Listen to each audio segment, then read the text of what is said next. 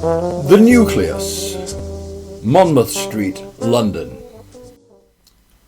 The Nucleus was a legendary coffee bar situated in Monmouth Street. Monmouth Street runs from St Martin's Lane. It was a never-closed place, a coffee bar essentially, but many other functions too in terms of a social centre. The customers were a very diverse lot: musicians, writers, a few tourists, though not many, a very discreet and rather self-contained members of the local criminal fraternity. Basically, my interest in the place was the music, of which there was a great deal went on there. The bands, most nights of the week, jam sessions, everything from folk to Dixieland, modern jazz, very, very, very diverse. I mean, it went on all night. I mean, it was literally a never-closed establishment.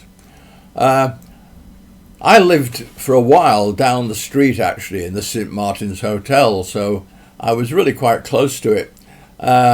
And one of the things that I used to do was around about 5-6 o'clock in the evening, I'd go there and meet up with a guy who's probably now totally forgotten, a guy called Mike Butcher, who was a jazz journalist, and I think may have also been a composer, and he worked in Denmark Street, and on his way home from work, he would come to the Nucleus, and we would do a little duo for half an hour, which was great fun.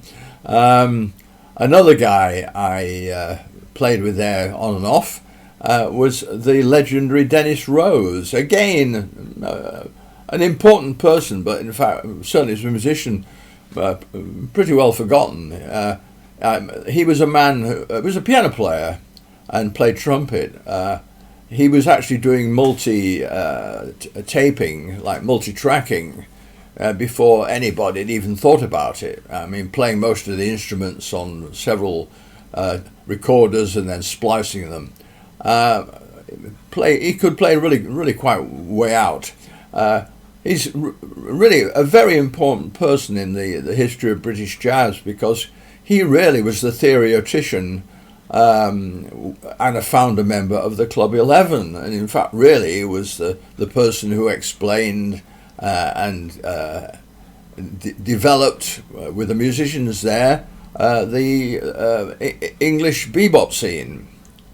Another thing he did, in fact, was actually he used to do a thing called Dennis Rose's Circus, when he would get a group of musicians together, and there would be like a 48-hour on plus binge where they would go from club to club to club to club, which there were many in London at that time, having a jam, few beers, or, well, not beers actually, in fact, unless you actually took them there yourself. All these places were really coffee bars, unless it happened to be an illegal drinking club.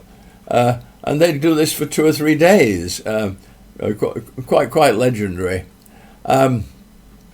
I played there quite often, actually, on Saturdays usually, and it was an amazing place. One thing that was amazing about the Nucleus was the sandwiches. They would do wonderful sandwiches, fresh, half a baguette, well filled. I mean, a meal in itself, which cost the princely sum of £1.50.